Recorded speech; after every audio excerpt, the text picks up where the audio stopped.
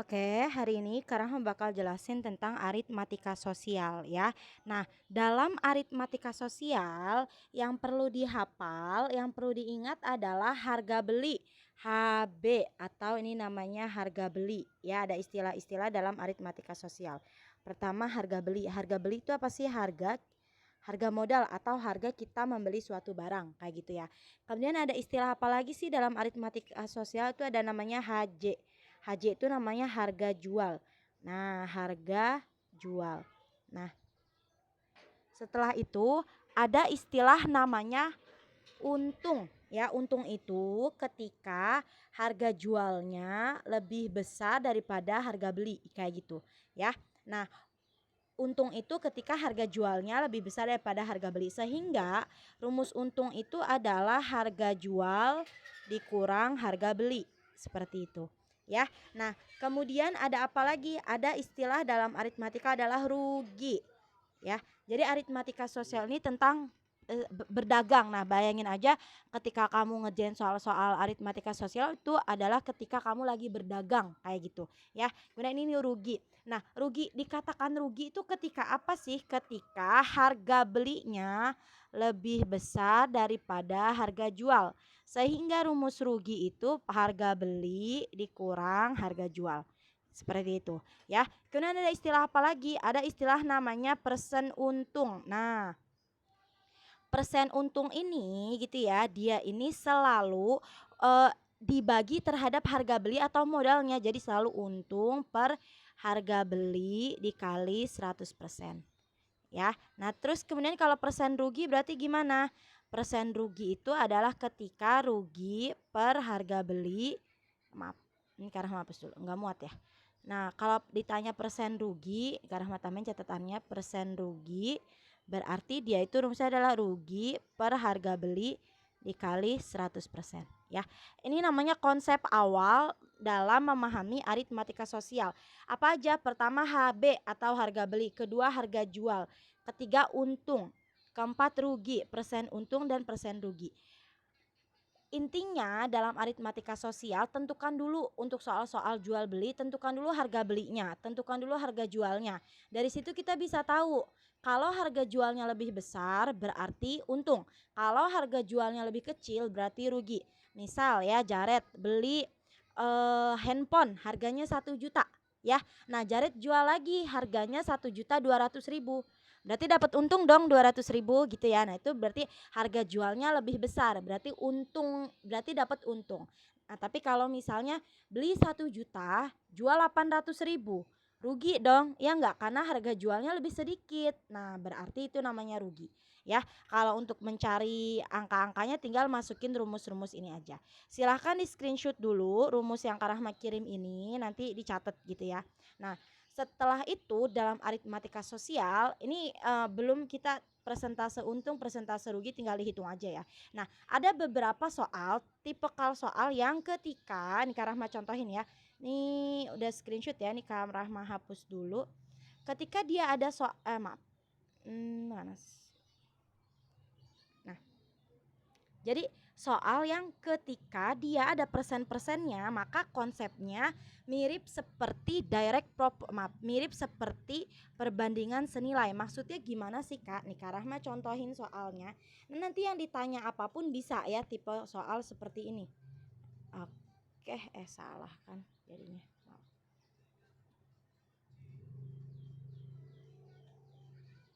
Bentar ya, sebentar. Oke.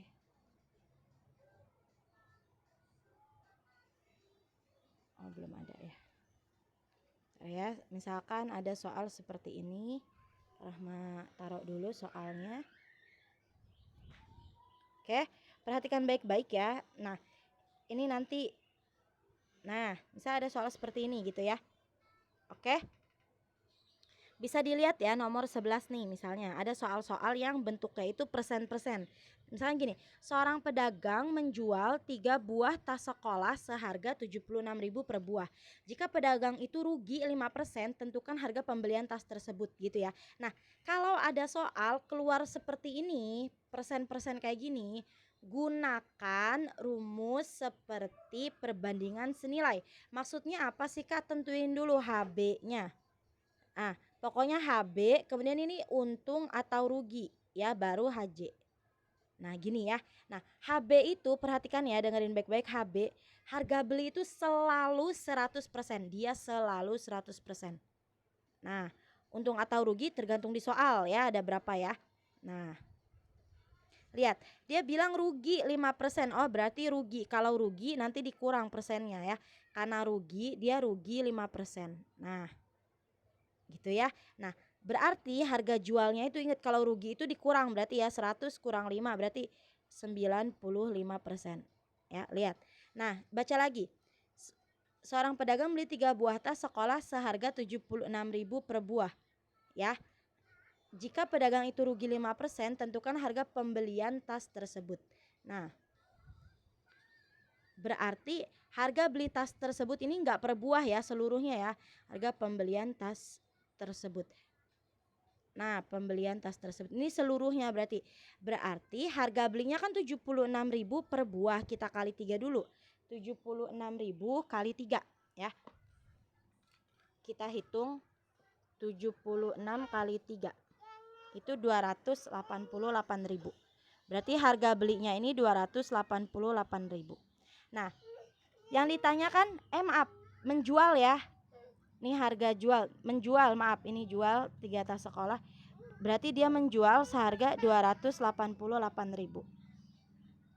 Nah yang ditanya itu harga belinya. Harga belinya ini ya, berarti. Nah ini 288 dari mana? Dari 76.000 kita kali 3 ya.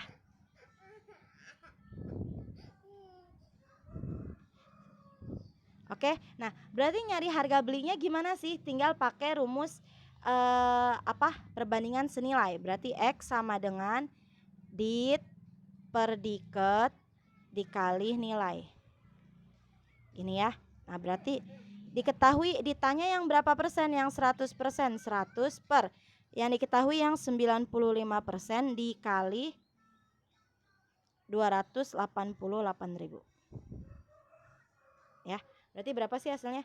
100 bagi 95 dikali 288.000. Kita dapat hasilnya itu adalah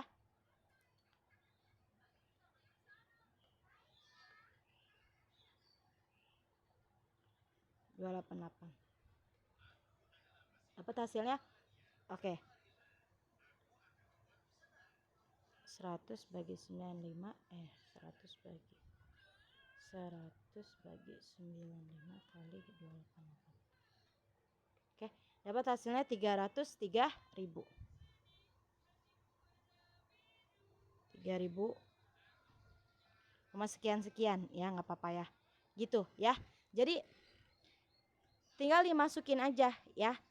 Harga beli selalu 100%. Dikasih, kalau untung ini berarti ditambah, karena rugi berarti dikurang. 100 kurang 100 kurang 5 jadi 95.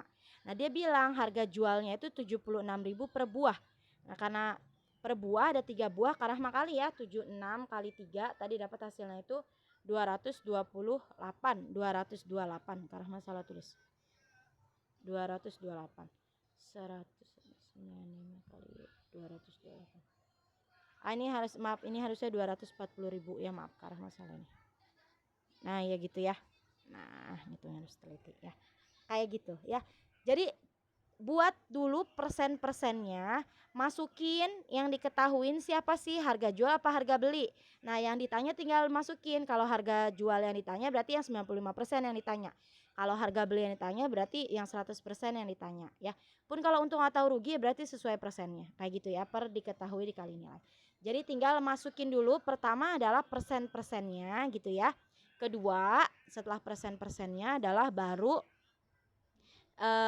dimasukin, dipanahin ya angka-angka yang diketahui. Nah udah tinggal pakai rumus perbandingan senilai kayak gitu. Itu paling cara mudah dari tempat les kita itu ada seperti itu ya. Jadi kita nggak nyari satu-satu, cukup dengan masukin persennya, panahin, baru cari yang ditanya kayak gitu. Oke, itu aja dulu yang Kak Rahma mau jelasin. Nanti kalau misalnya ada yang mau ditanya bisa langsung tanya ke Kak Rahma.